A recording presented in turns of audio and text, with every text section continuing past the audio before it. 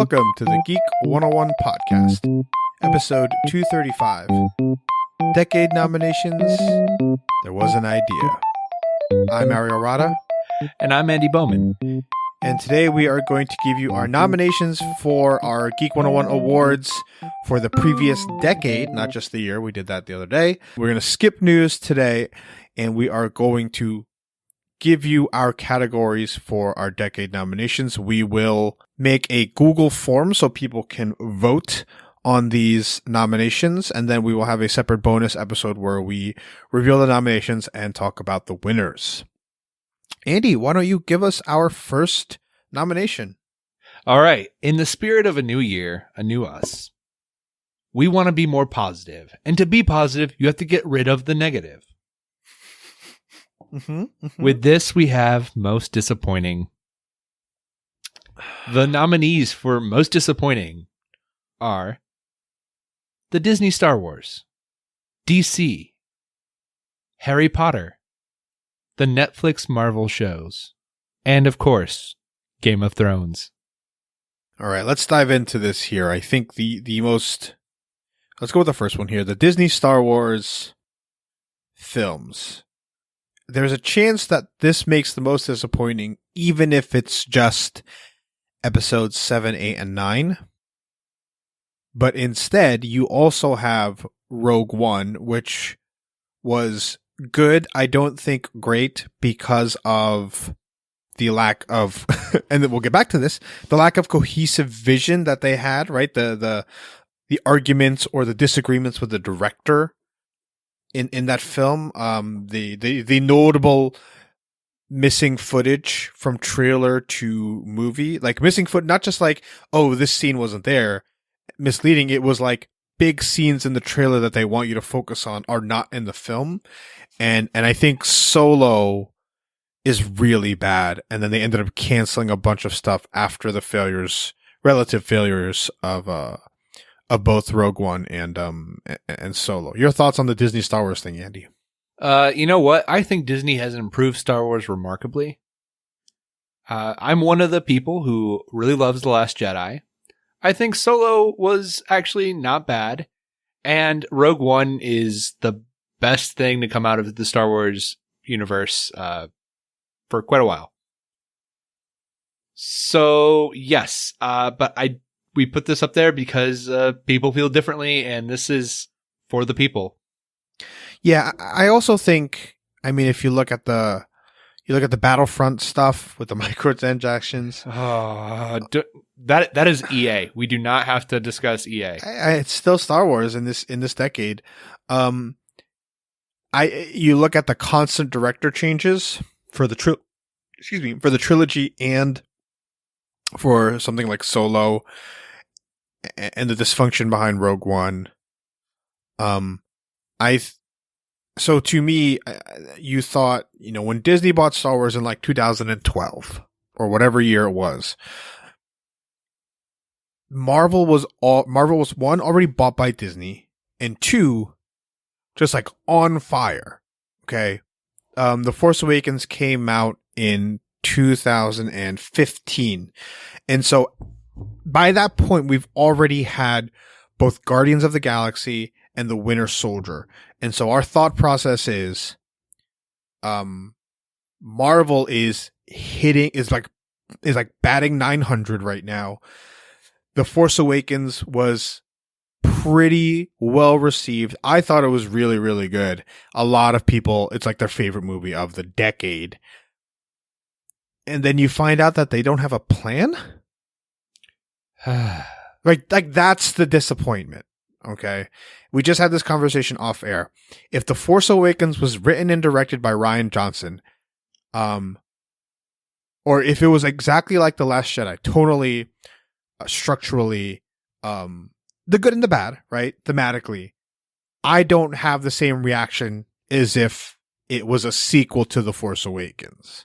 Because I know that this new thing that I'm encountering is going to be like this.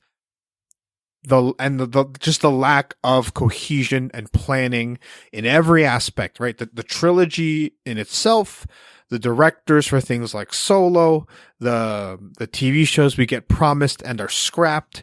It's all just not what we were told was happening, and not up to the quality we thought they were. Not that we thought, we know this production company is capable of, because we're seeing it in a more complex manner with the Marvel properties. Right. So, vote for that if you think that is the most disappointing thing. And I don't think it will win. I think there's something else that will absolutely win. All right. DC, Ariel. I need to remind everyone here. This decade started with Ryan Reynolds' Green Lantern for DC. Ooh, wow, good pull.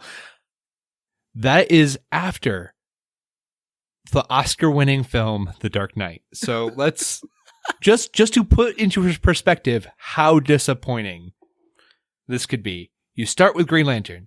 You do The Dark Knight Rises, which is a disappointment, but not a huge one. Right. Then we get Man of Steel.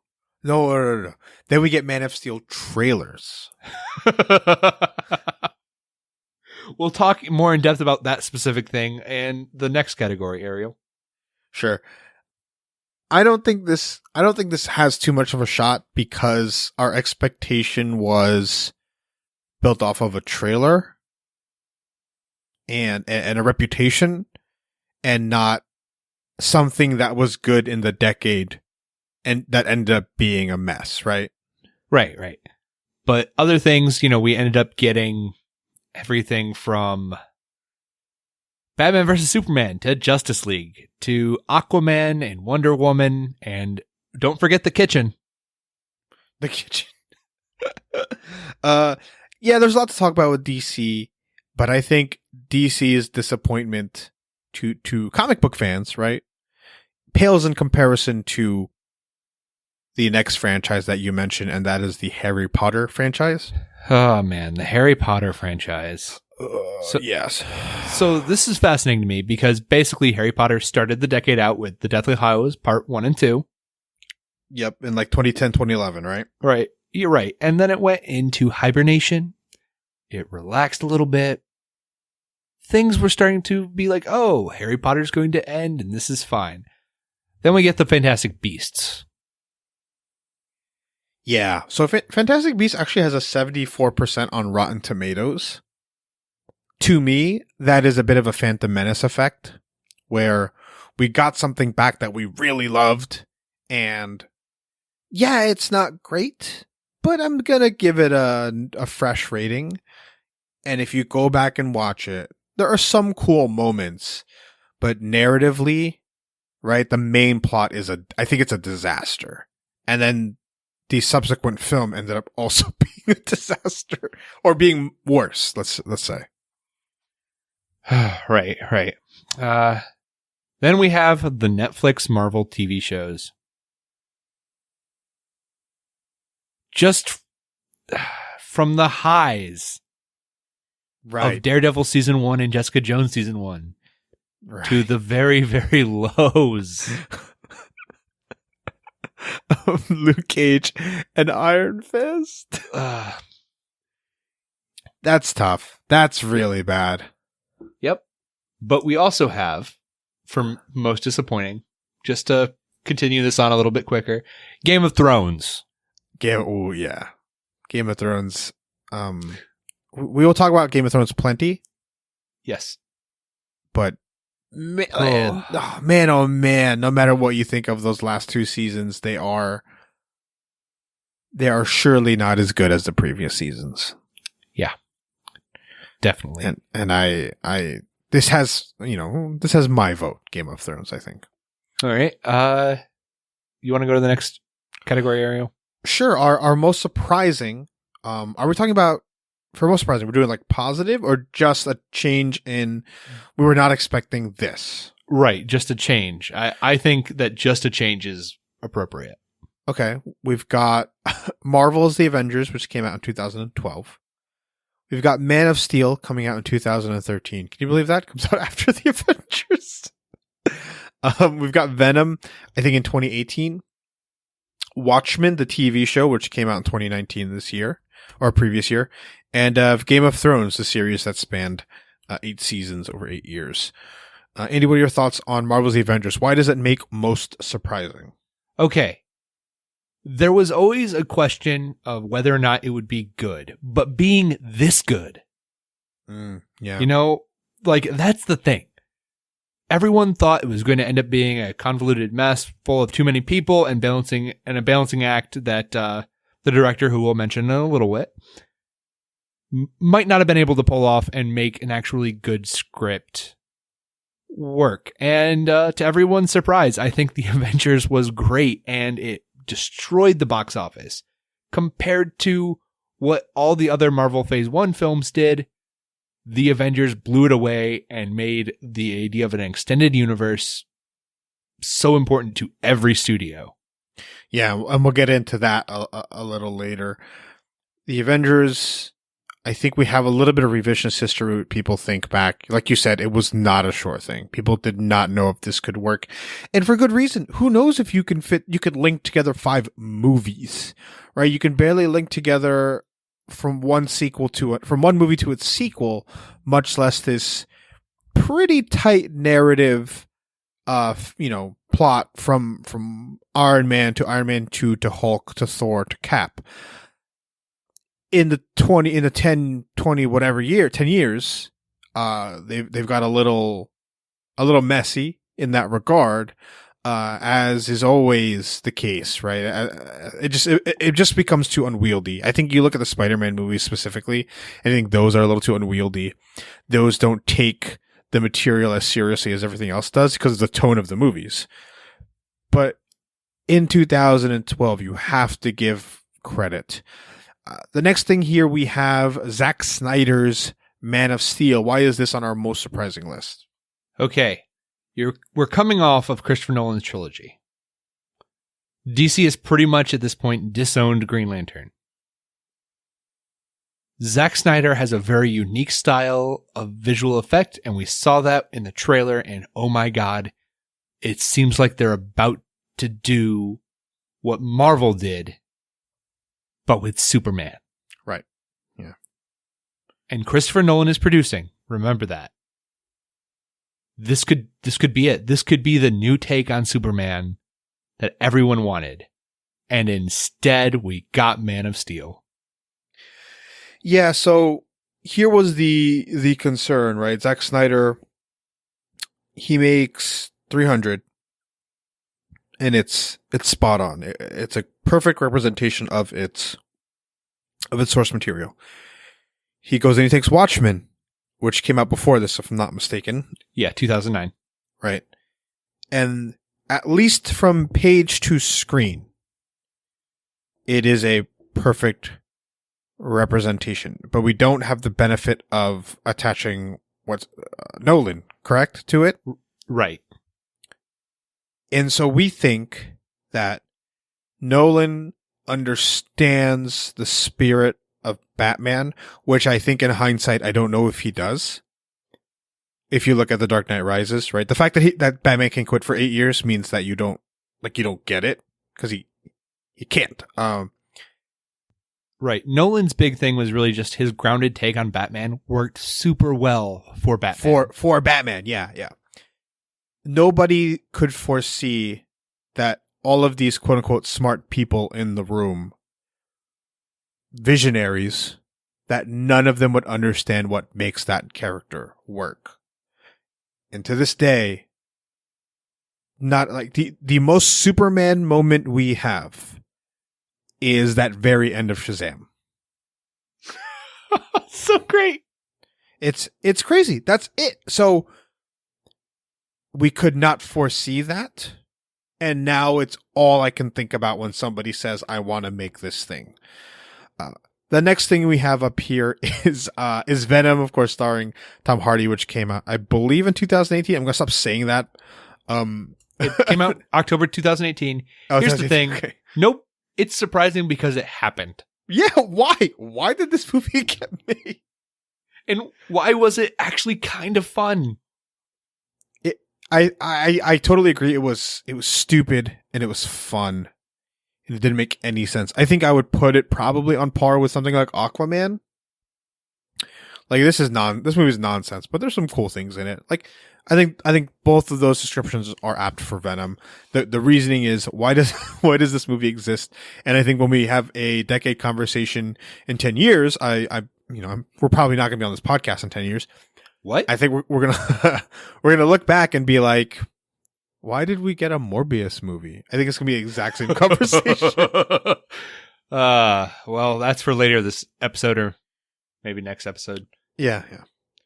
The next up, we have Watchmen, but not the '09 adaptation of the film, but instead the 2019 Damon Lindelof TV miniseries, or one season of TV. Andy, why is this on Most Surprising?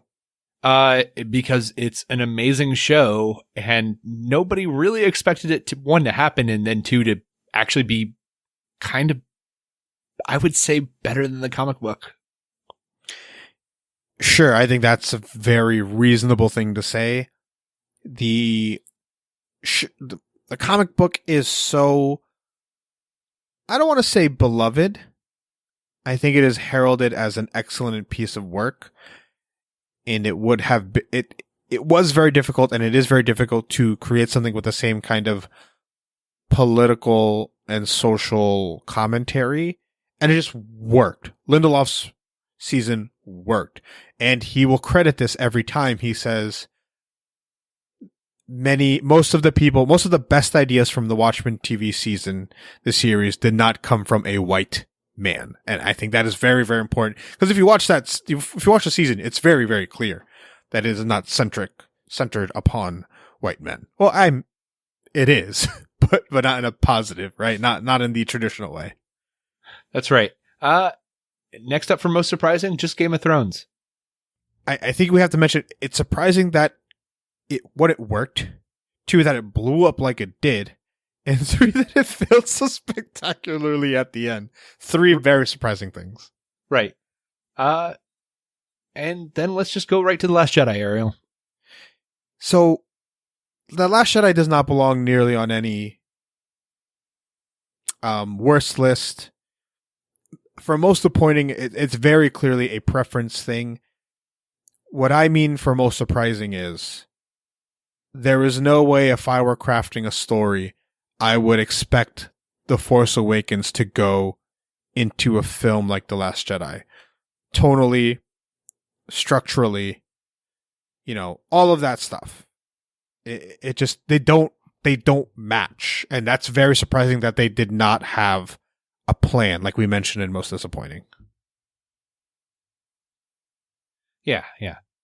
Next up, let's talk about the How Did We Get Here award. This is my favorite award.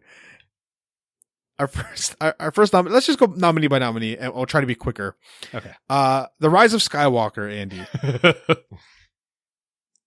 It is an action-packed movie. Friend of the show, or my friend who listens to the show, Brendan, I think summed up best that he had not seen a movie so full of nonstop action since he had seen Jason Statham's Crank. It is. I think the frustrating thing is we know how they got there, but how did we get there? Right. Right. The next one here, you're going to have to talk about, because I still haven't seen it. Okay. Joker. Go on. Okay. I really need to say this outright. This is a great movie.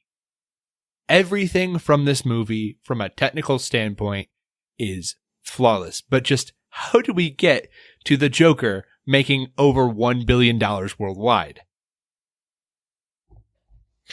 It is absolutely ridiculous.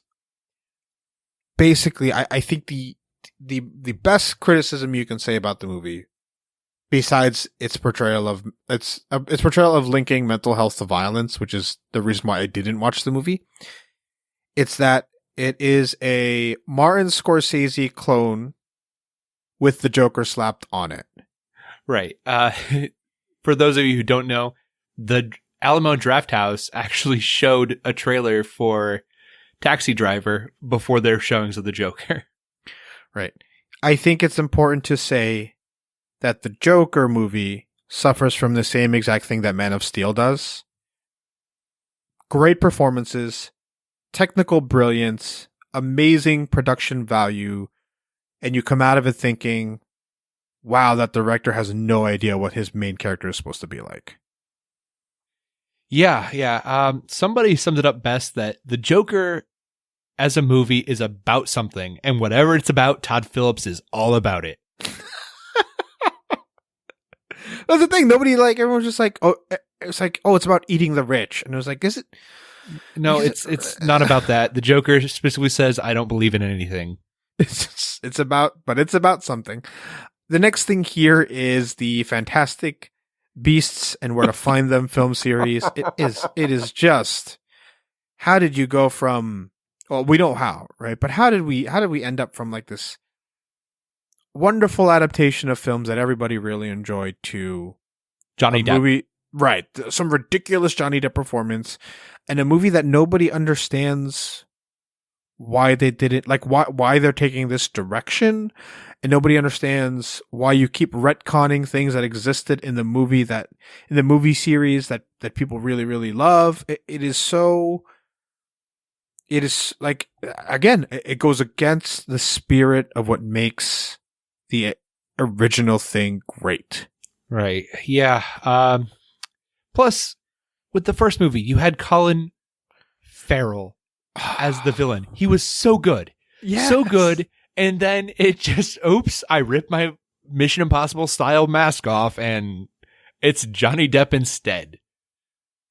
And yeah. By the way, I need to say, Joker does make my top 5 of the year. Just really getting out there. It's a really good movie. Okay. Some people will disagree with you on that. I haven't seen it, so I can't speak to that particular thing. The next thing, this is truly the number one. How did we get here? And this is not the, oh, we know how we got there. I really don't know how we got here. Henry Cavill's mustache and the drama behind having the CGI out the mustache in Justice League. Justice League, here's the thing, guys. The Avengers were a B-level team in the comic books. I still think, if you look at sales and fan reaction to comic books, they still are a B-level team. Their stories are not as interesting, nor do people latch onto them in a way that they do the X-Men. The Justice League, I think historically, is the second most famous superhero team ever behind the X-Men. Something about the X-Men, for some reason, just people love them. Superman and Batman are the two best-selling comic books of all time. Wonder Woman is more famous historically than the Hulk, Iron Man, Captain America. Is that true anymore? Probably, but only because of the movies. But historically, this was supposed to be a big, big deal. If you told me when I was 10 years old that the Avengers had a movie and Justice League had a movie, and the Justice League movie sucks and the Avengers movie is amazing, I would not have believed you. And so all I can remember from the movie, though, is that Henry Cavill refused to shave his mustache because he was filming Mission Impossible Fallout, and he looks so weird and gross and creepy, and I can't take my eyes off of it. It's stunning how strange it is. Ariel, I think you're actually mischaracterizing this, because Henry Cavill didn't refuse. He was not allowed to shave his mustache due to a contract with Paramount. Now, hold on. This means that Warner Brothers did not have enough clout or think it wise enough to pay Paramount the damages of the contract. Then, to top it all off, once Justice League came out, a YouTube channel just fed an AI footage of Henry Cavill. Oh no. And were able to take the mustache out better than Warner Brothers CGI team did. So this is a question of funds and commitment to this project. I think it was pretty clear that they were not committed to the project. No. Way. Once it became clear that the Snyderverse was not going to be good or profitable. Yeah. Unfortunately, I feel so bad for Henry Cavill and Ezra Miller. Although we did kind of get the announcement that the Ezra Miller script Flash was finally happening, but we'll see. To me, that's the Gambit movie all over again. I'll believe it when I see it. Right, or the Tom Hardy Venom movie, which did happen. Come out, yeah. A couple of things in regards to the Justice League. I think Batman v Superman is a humongous how did we get here? The uber violence, the Martha moment, all of that is just, gosh. There is a way. I think the Zack Snyder thing, right, to allow him to continue to do Batman v Superman and Justice League after Man of Steel, after the reception that movie got from Superman's most beloved fans, both amateur and professional writers, it really put a spotlight on the lack of artistic integrity that is in the most higher up Hollywood people that most people were not privy to, and now it's all I can think of. It's all many people can think of. That's like, hey, these guys don't know what they're doing, and I think a lot of filmmakers will tell you that the people at the top who force them to make decisions don't know what they're doing. Eric, with the Martha moment, you can feel that day in the writers' room where David Goyer swung the door open and said, "Guys, I just thought of something. Do you know what Batman's mom is named? Do you know what Superman's mom is named?" Guys, no one has ever put this together before. Let's do it. It's stunning. And it's stunning that, and that's why it's not just the mustache, right? It's the whole Justice League thing. It's stunning that they still let him make Justice League. There is no, comic book continuity. They've done it already. They just don't care about the continuity, right? With Wonder Woman, with Shazam, to them it just doesn't matter anymore. With Batman, with Matt Reeves' Batman, they just don't care. So why let him make Justice League? People. Andy, tell me real quick. Do you remember what the box office was? So off the top of your head of Batman v Superman. $336-ish million total. Domestic. And worldwide, it says we have here 700 or 800. 7, yeah. The budget of this film. Andy,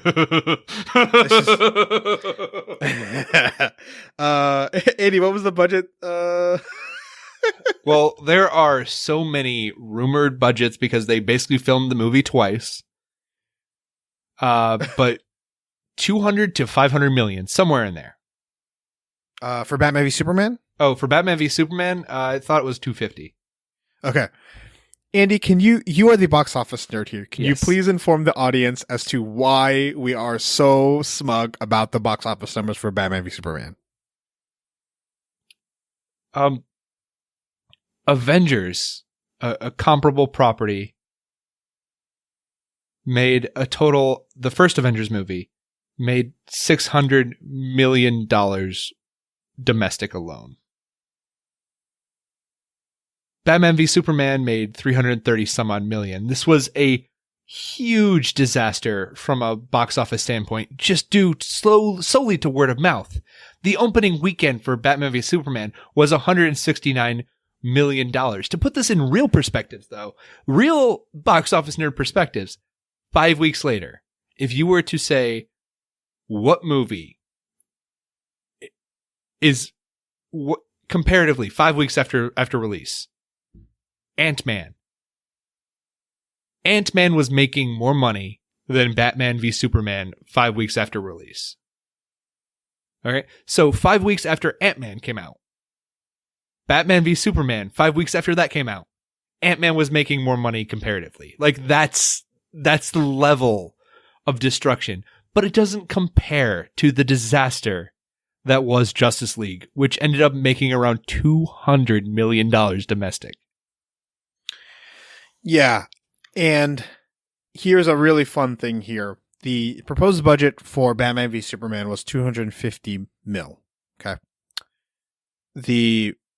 A traditional box office movie of this caliber, Andy, how much do you think it costs for marketing? Okay. I don't know, but the idea is you typically, rule of thumb, multiply by 3 the production budget, and that's the entire cost. Okay, so we're looking at, let's conservatively, somewhere between $600 to $700 million to market.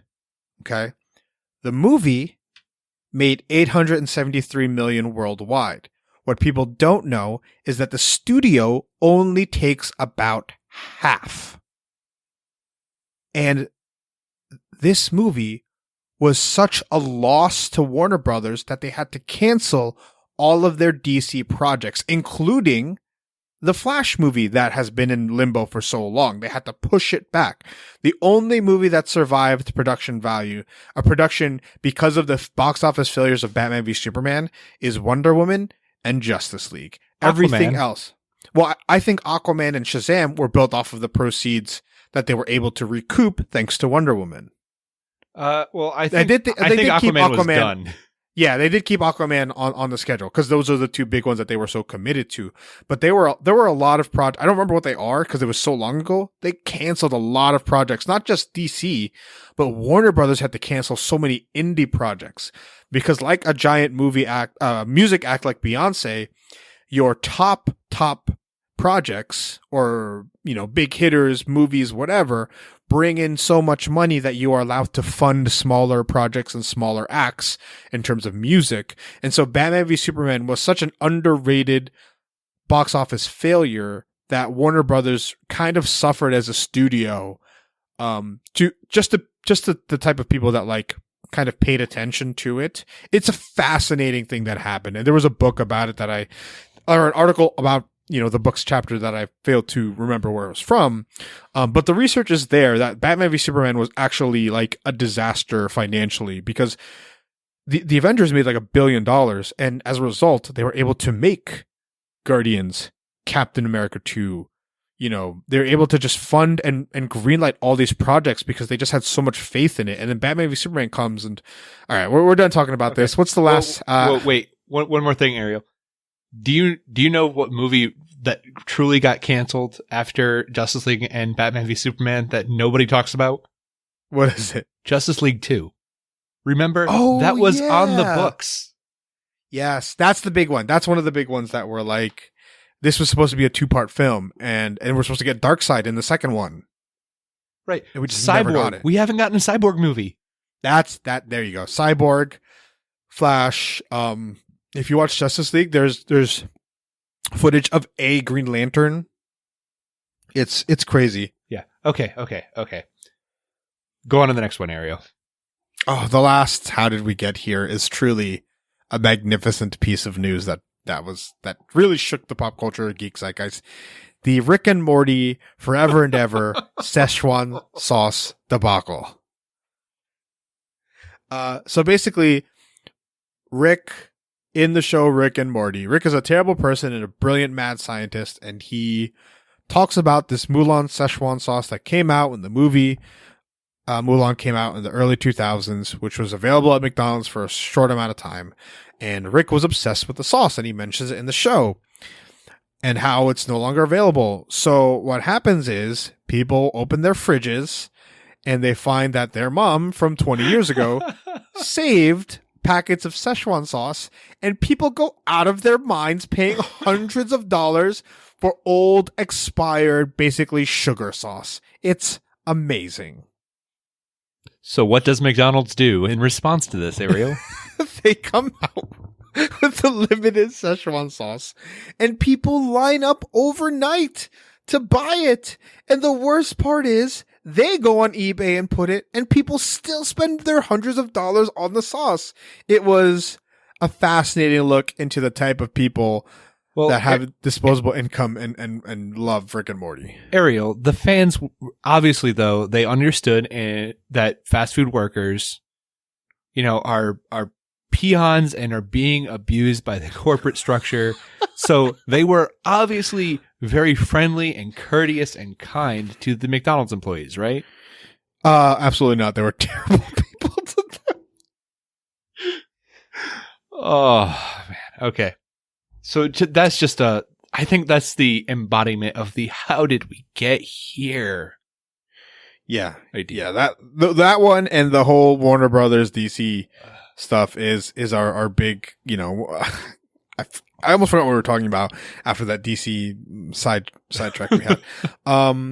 We'll do a deep dive one day, Ariel. Yeah.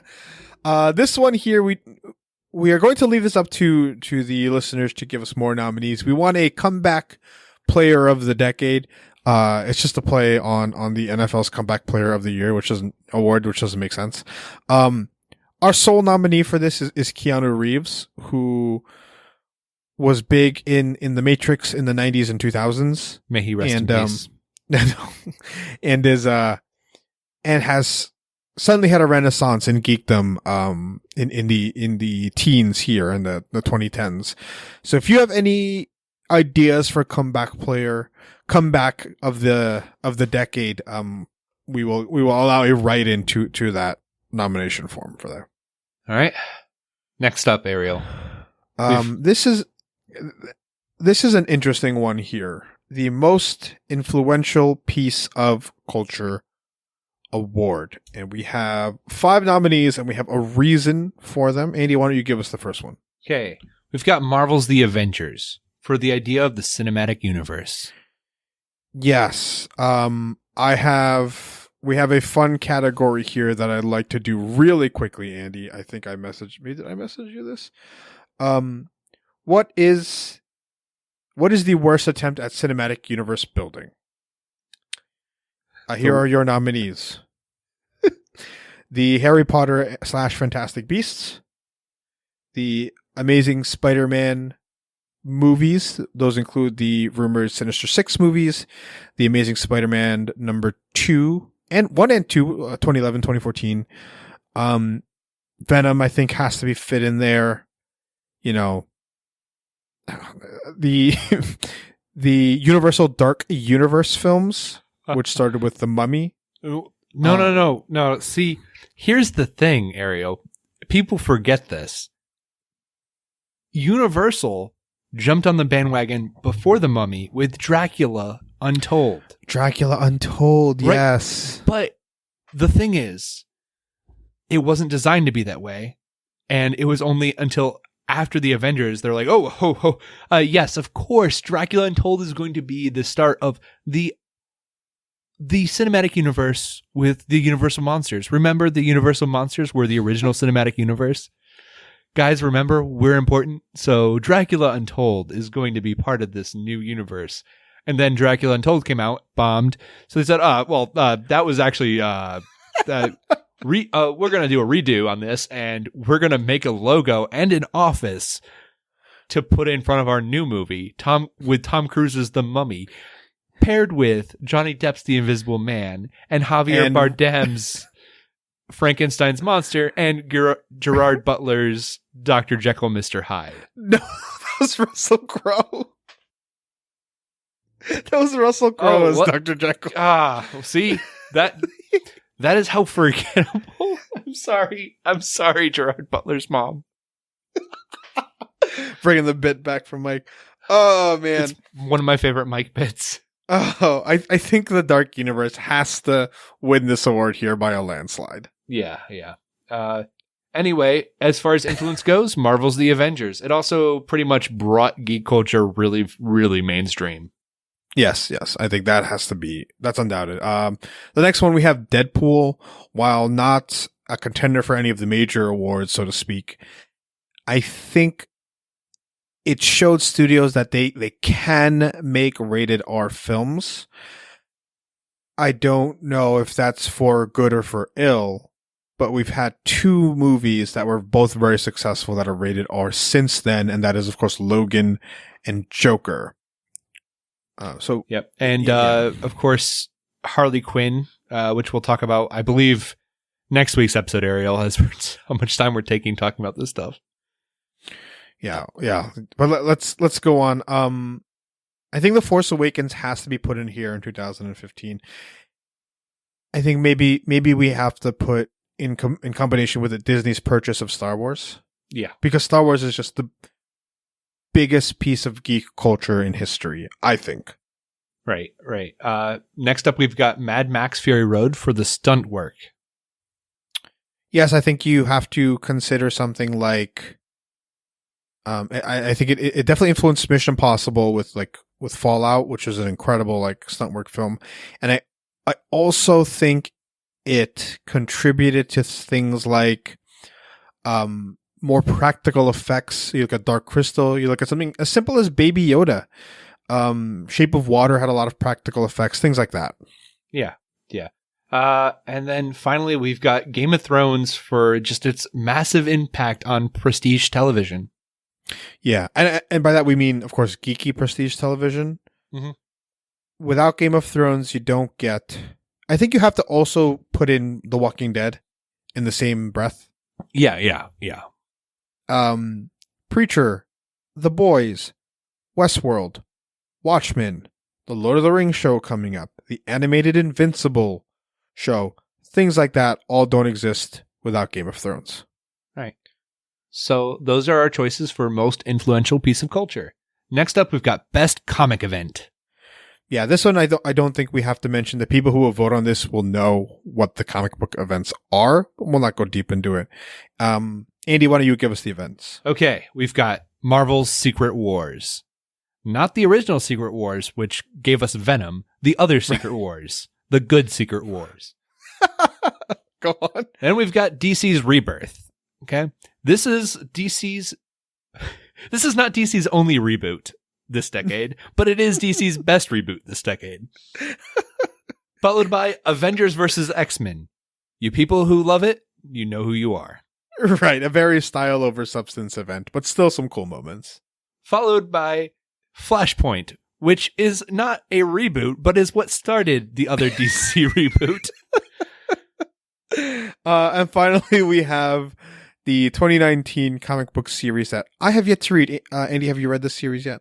Nope, but people love it. People love it, and that is the House of X and Powers of X comic event by Jonathan Hickman.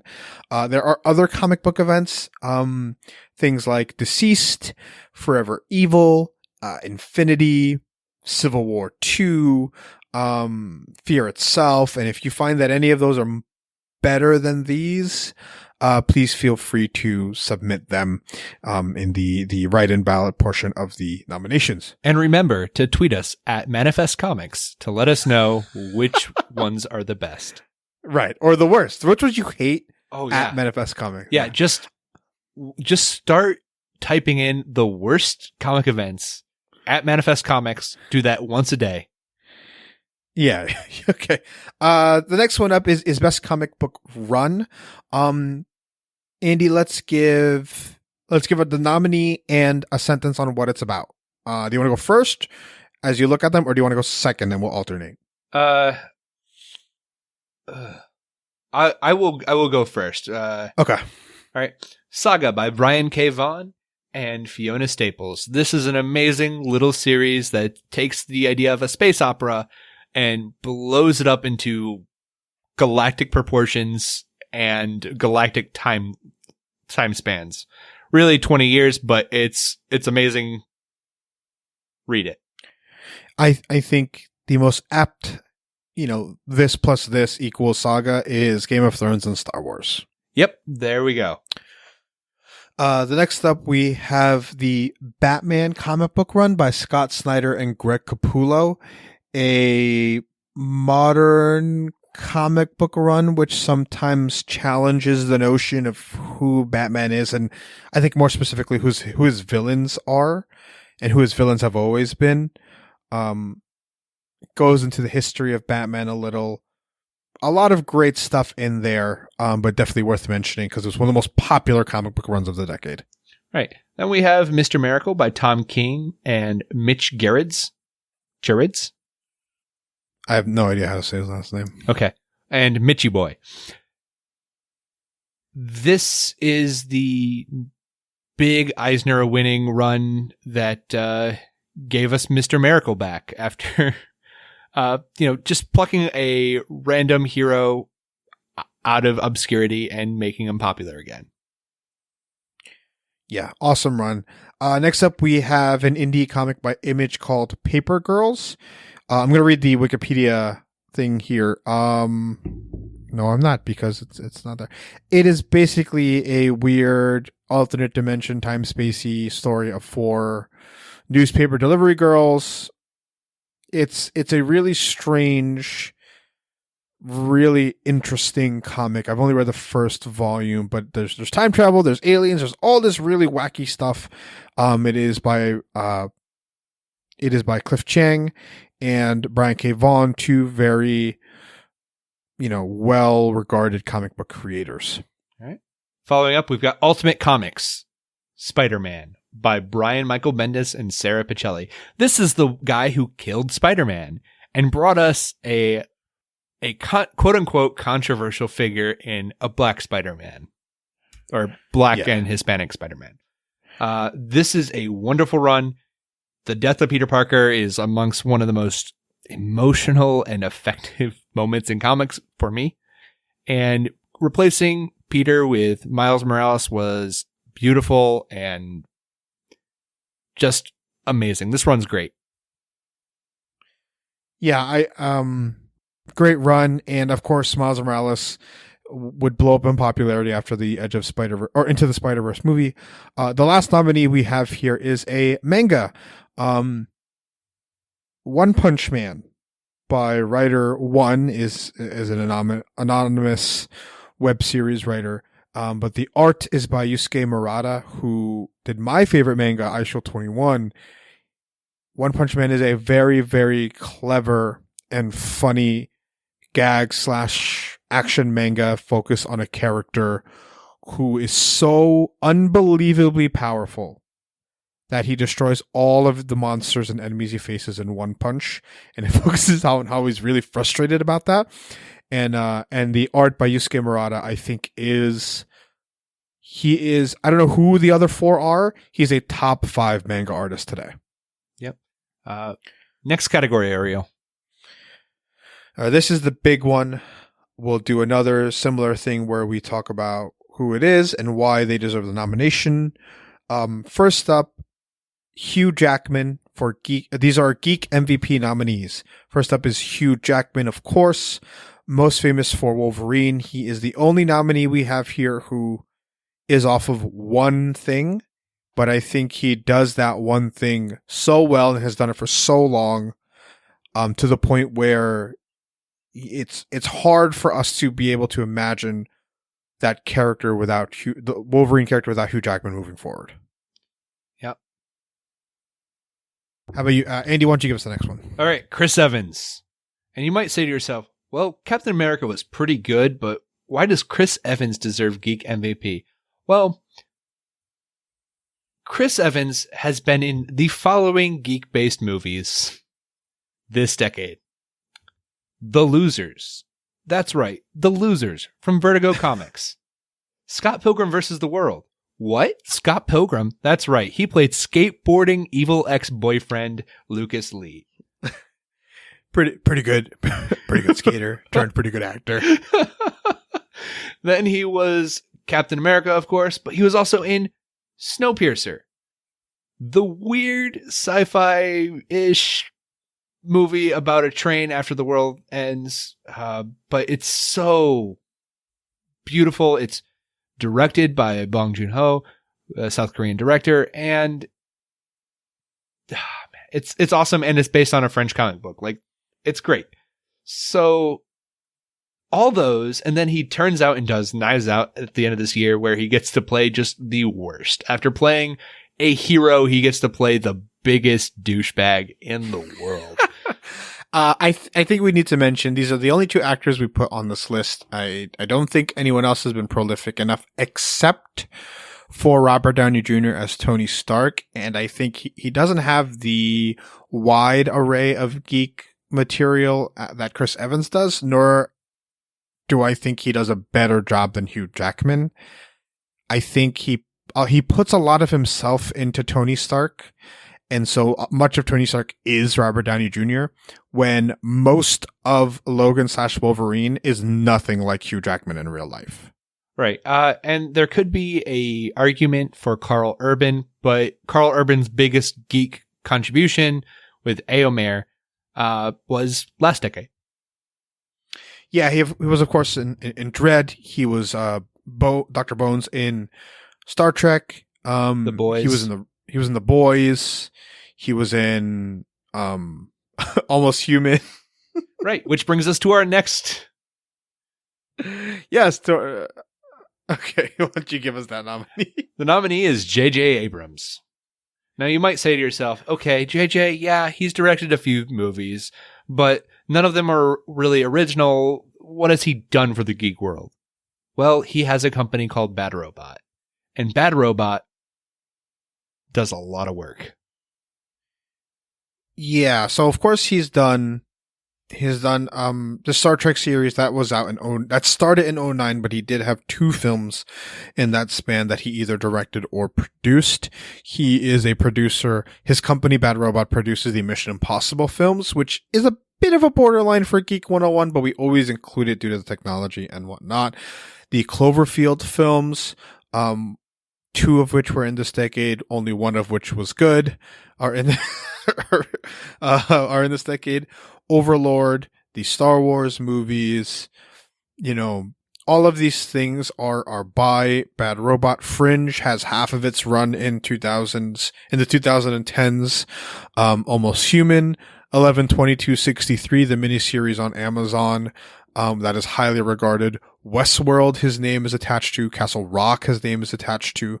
Lovecraft Country is coming up, and things like that are just really add to his kind of geek resume. And so he is certainly in the running for Geek MVP. Right. Plus, if you play Fortnite, you got to see J.J. Abrams himself playing Fortnite in a J.J. Abrams skin. Great. And he did a Naruto run. Yeah. The next nominee here, who I would say is the heavy favorite, is the Marvel head honcho, Kevin Feige, whose vision and contribution to the Marvel Cinematic Universe, I think, is second to none. Without him, we surely do not have the Marvel Universe as it exists. Oh, absolutely. Just every single MCU movie he's a producer on.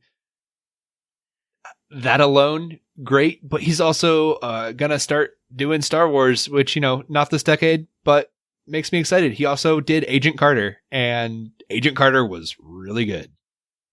Yeah, there have been times where you think, man, this Marvel thing was pretty bad. Are you sure it's him? With the exception of Thor, The Dark World, and to some Iron Man 3, it seems that a lot of the Marvel TV and movie stuff that weren't so great were linked to Ike Perlmutter. And since Ike Perlmutter's role has been reduced in the Marvel Productions movie side and TV side, they've been singing a different tune with Kevin Feige in charge of all of it.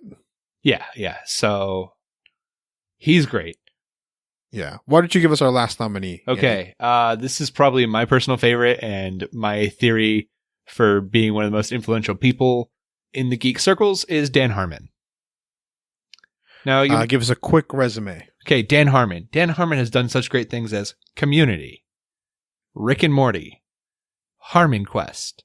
He's also, this is pretty cool, he started a podcast studio called Starburns Audio. So, Starburns, if you're listening, we'd love to take you under our wing and help guide you to be a fully successful podcast studio. Okay, those are our nominees for Geek MVP. We're going to do this really quick. The best TV show Andy, why don't you just give us these? These are all pretty self-explanatory. I'll stop you if we need to talk about it. Okay. Best television show. Rick and Morty. Easy. Yep. Daredevil. Also easy. Yeah. This is the one. Go ahead. Naruto. So Naruto debuted in like 2000 or 99, right? The show debuted in like 2000. The follow-up show, Naruto Shippuden, started in, what was it, Andy? 07? 07. 07 to 2017. And the reason why we have to put this here, I think, is one, it is one of Japan's big three manga, which were at the time One Piece, Bleach, and Naruto. Only One Piece remains from those three, and my personal favorite, Andy's as well. Yep. But there are so many people in the world who have never seen a single shred of Naruto, nor have they read a panel.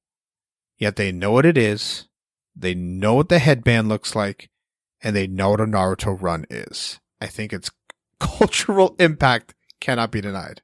That's right. Next up, we've got BoJack Horseman. I think that's pretty undeniable. If you're going to count the animated show, maybe borderline geek, but an excellent show. Stranger Things. Only 3 seasons, but it's one of the most popular things in the world. Watchmen. Watchmen's tough, I think. Only 1 season. I don't know if it quite deserves it. Right. Surprisingly, not based on the prequel to Kill a Mockingbird. Go set a Watchman. If Watchmen is here, I think, because the other HBO shows either aren't as good, looking at Westworld, or ended up terrible, or ended terribly, looking at you, Game of Thrones. All right. And final for best television show is Black Mirror. Yeah, Black Mirror. Ariel, did you know that the Black Mirror is our screens? Oh, yeah. Black Mirror, not something I think most people would initially think of, but very, very, a lot of ups, some downs, very impactful show. Yep. All right, let's do best movie, Ariel. Yeah, I'll read through the best movie list. Stop me if you need to, Andy. I think this first one needs a little bit of explaining, and that is Ex Machina, the Alex Garland film. Yeah, it brought sci-fi back to life. I would say it brought low budget sci-fi back to life. That's a good point there. Without the success of Ex Machina, something like Love, Death, and Robots, or even Russian Doll and Living with Yourself, we don't know if those are as impactful without Ex Machina existing. Right. And also an A+ of a film. I think movies like Blade Runner 2049 and Arrival and Annihilation exist because Ex Machina was good. I don't know what the years those came out, but I think Ex Machina is above all of them. Right. The 2010 film that most people will not think is part of this decade, Scott Pilgrim vs. the World. Best movie of the decade. Everyone who does not vote for this owes me a page-long explanation for why. Some of them may be voting for this next film, Mad Max Fury Road. Oh, well, that's actually a very compelling argument, Ariel. Mad Max Fury Road is the only, besides Ex Machina, which I've only seen half of. I'm sorry, Andy. Jesus. Mad Max Fury Road is the only film on this list I've seen only once. And I just felt that it was so special that it was so special on the big screen, it was hard for me to watch on like my TV. This next one also came out in 2010, big year, Christopher Nolan's Inception. Geeky, A+ quality. We're going to rattle off a couple of Marvel Cinematic Universe films here. Captain America the Winter Soldier, the film that changed the MCU. Thor Ragnarok, breathed life into that character. And culturally, I think, and quality-wise, I think a step below perhaps The Winter Soldier and Ragnarok. But Black Panther, I think, also deserves to be among these films. Okay. You have Logan from 2017. Fun fact, Ariel. Both Logan and Mad Max Fury Road have alternate cuts in black and white. Yes, I haven't seen either in black and white. I think I need to rewatch Fury Road on like a projector somewhere with a nice surround sound, and then I have to rewatch it in black and white. Spider-Man Into the Spider-Verse, I think, has to be mentioned. The best Spider-Man movie of the decade, maybe ever. I'd have to rewatch Spider-Man 2. And our last one here is Star Wars: The Force Awakens.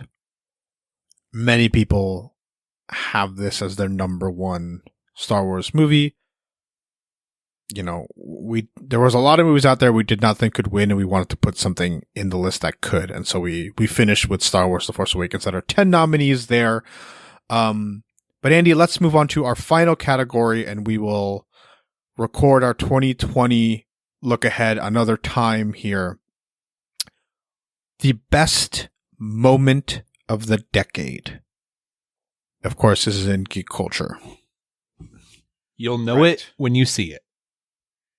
Yes, and every one of these moments, we wanted to make sure that the geek community at large we're all paying attention to it.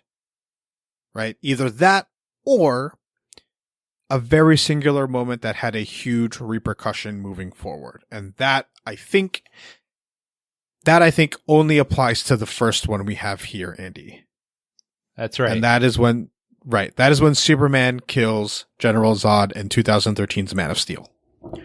Thoughts? All right, I'm going to go first then. This was the moment that Zack Snyder and Drew Goddard and whoever was writing this film, Nolan, whatever. This is the moment they all told us they don't quite understand Superman and what makes him special. That's right. And in case you questioned it, remember that Zack Snyder said something along the lines of Batman getting raped in prison. You know, that's his kind of Batman. Right, Ariel? Isn't that what he said?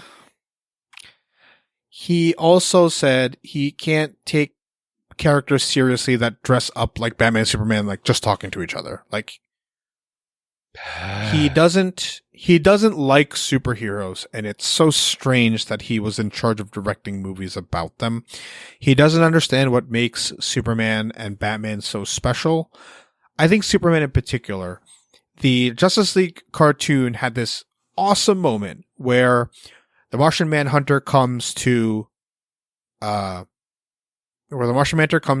Superman's parents' house for Christmas because he's the sole survivor, whatever.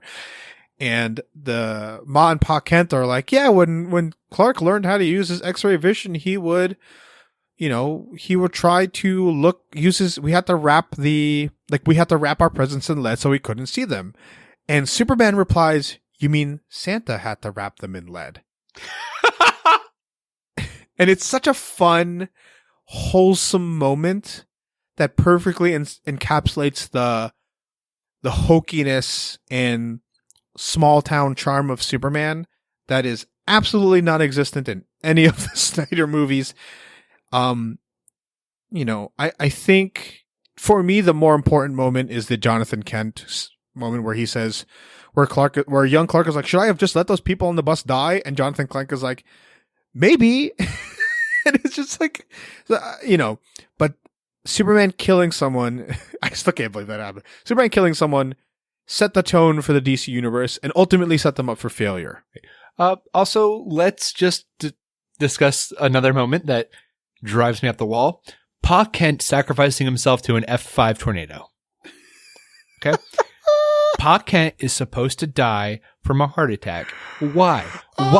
Why do you think it's important for Pa Kent to die from a heart attack? It's because Superman can't stop it.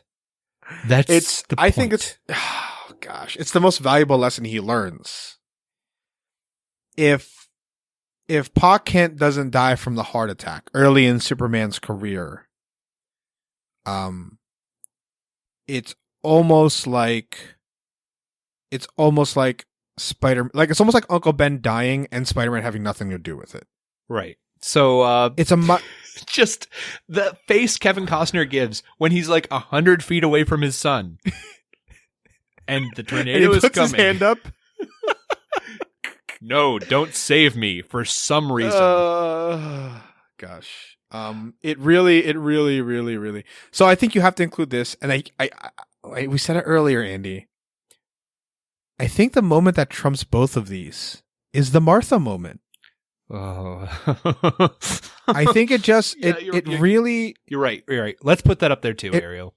Yeah. So we'll add both. We'll put Superman Kills Zod, and our next one is Martha, where everyone is. Why did you say that name? Everyone is kind of wondering, like, what? Like, that's why they stopped fighting? It's nonsense. It's nonsense, and I'm sorry. But let's move on to Ariel, other. I refuse to move on because we have one thing to discuss: how bad this moment could have been. Remember that we've got reports that the Martha moment,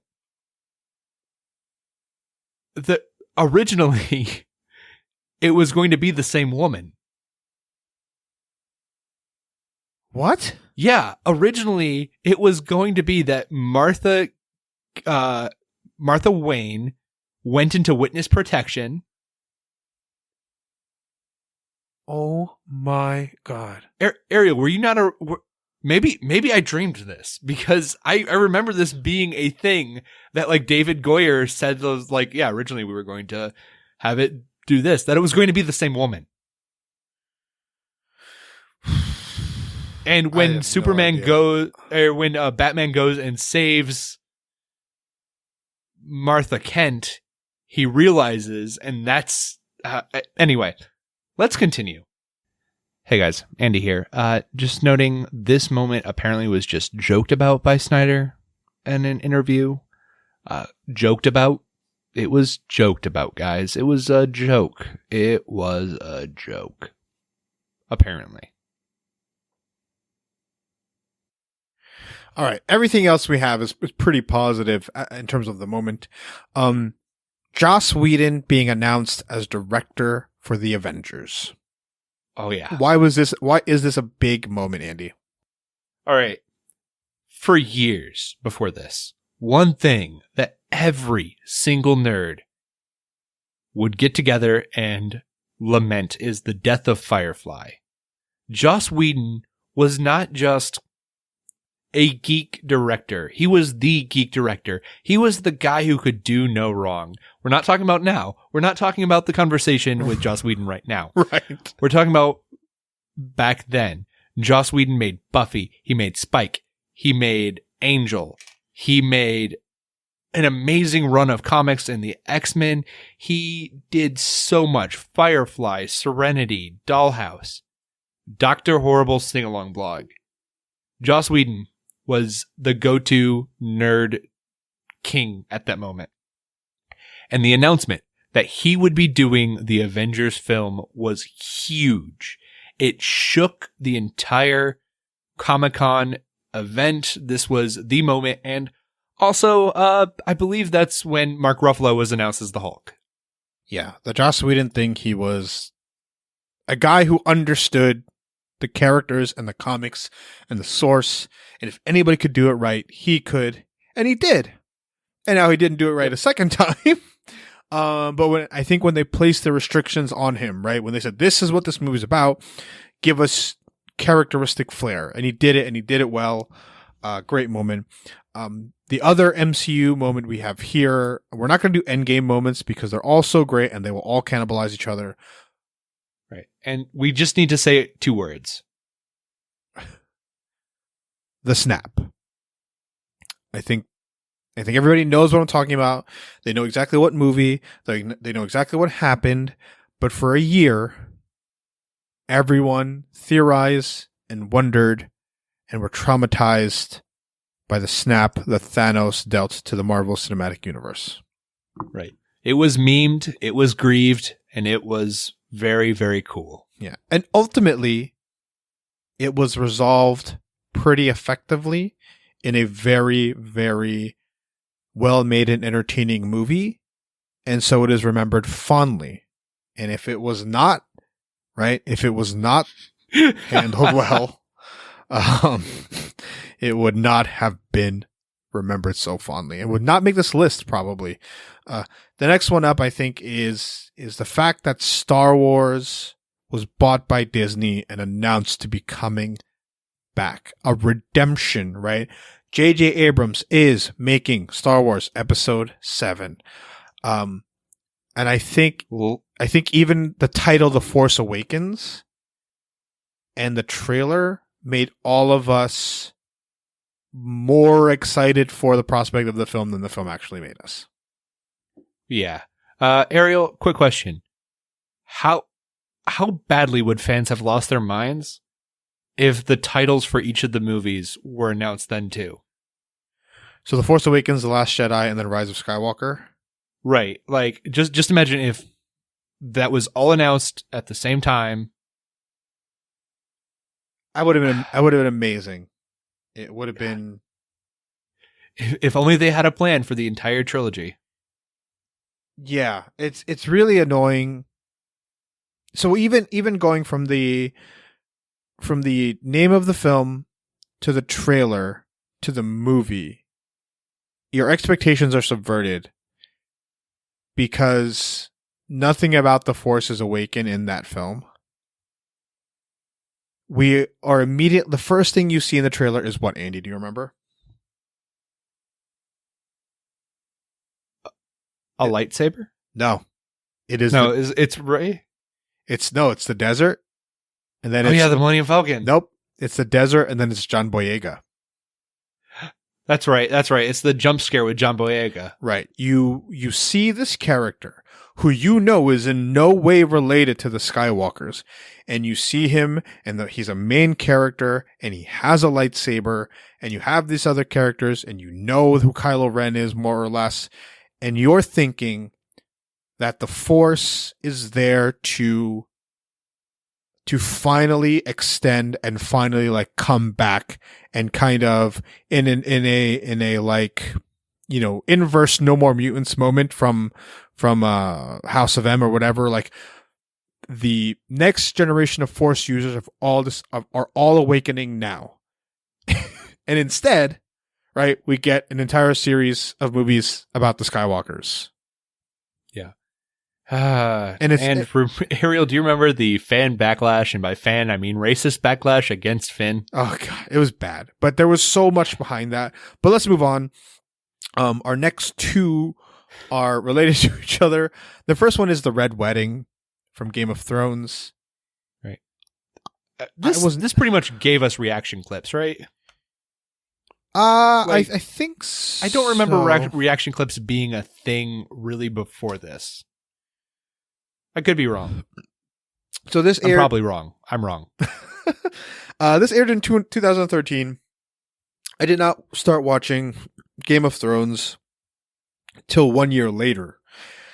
And this is, of course, season 3, The Reigns of Castamere. I had not watched Game of Thrones. I knew what it was about, right? I knew the twist that in season 1, blah, blah, blah. I did not hear about any episode. I did not hear about any characters. I did not know anything about the characters besides the fact that there's Ned Stark and he's played by Sean Bean. But I heard the words Red Wedding everywhere. Everywhere. I was in my last year of college. I was working at a company that everywhere I went, I heard it. It was a Ariel, big think deal. I made my first tweet about the Red Wedding. Yeah, it was a huge deal. It was the moment that they decided that they were no longer playing around. This was the episode I think that many people felt made Game of Thrones so special, that nobody was off limits, that we are dark, we are violent, we are gritty, we don't care. You know, we are not your traditional Lord of the Rings fantasy show, even though many people die in Lord of the Rings. Right. And the Red Wedding had a Stark outcome, as in no Stark came out of that wedding. Yeah. And of course, the the moment that Twitter just, I would love to see the numbers of Twitter activity during this night, the night of the Game of Thrones finale. Oh, man. And many, many, many people watched it. More people talked about it. It was the only thing people talked about, the spectacular failure of the Game of Thrones finale. Even though we all saw it coming, right, Andy? Like, everyone knew that this season was bad. Everyone knew that the past 2 seasons weren't great and that the writers were in over their heads, but they needed to see how they ended it. And it's such a shame because it's, it's not where the characters ended up. It's how they ended up there. And it was still so maligned. Ariel, you didn't even watch the final season. No, I didn't. No. And I feel like you understand how disappointing it was. Well, I mean, I was disappointed from the previous season. I felt this was very Rise of Skywalker, same thing. I felt no desire to watch that last season whatsoever because I knew that I wouldn't enjoy the ending in a way I had once wished I would. Right. All right, Ariel, are you ready for our final moment? Our final moment. Perhaps we should have had this earlier in the list, but go on, Andy. The death of Glenn in The Walking Dead and the comics. Right, both the show and the comic. I don't think it was as big a deal as Game of Thrones, but but what made it as big of a deal was how the show handled the death. Yeah, it was the cliffhanger ending of the previous season. Yep, and then the reveal, right, in the season premiere. Right. Well, it was the fake out and then the reveal. Right. Here's my hot take, Andy. Okay. The comic book accomplished exactly what it wanted to accomplish with the death of Glenn. Fan favorite character, nobody's off limits. This guy is serious. If the show wanted that same effect, it should have killed Daryl. It should have been Daryl. Yeah. Yep. And if they had killed Daryl, that puts the death of, that death much, much, much higher on the quote unquote, ranking of this moment. Right. A character who's still alive and well in the show. And this happened how many years ago? Yeah. Yep. So yes, those are our moments. I'm going to create a Google form, which will act as a ballot so that some of our listeners, and many of my geeky group friends that I'm in multiple groups of who don't always listen to the show, will vote on, and we will reveal the winners of all the categories. I will give write-in options for it. But I'm very excited to see how this all ends up, Andy. Yeah, it's going to be real exciting, and we're going to have a big award ceremony for the announcements of the winners. Yes, we will. So we'll stop it here. We'll do a bonus episode sometime this week for our 2020 look ahead. I also want to look over, Andy, the end of year reviews and have predictions, I think, would be an interesting way to do this so we can look back in a year's time and see. I mean, I already have my list of the movies on this list that you're going to walk out of. I can't wait. I'm going to say Venom 2 is definitely on your list. We'll see. God, Morbius is coming out. You won't know until a year. You won't know for 1 year, Ariel. Fair enough. All right, Andy, let's get out of here before you go. Do you have homework? Let's not do homework, man. Yeah, I agree. Let's get out of here. Andy, where can people find you online?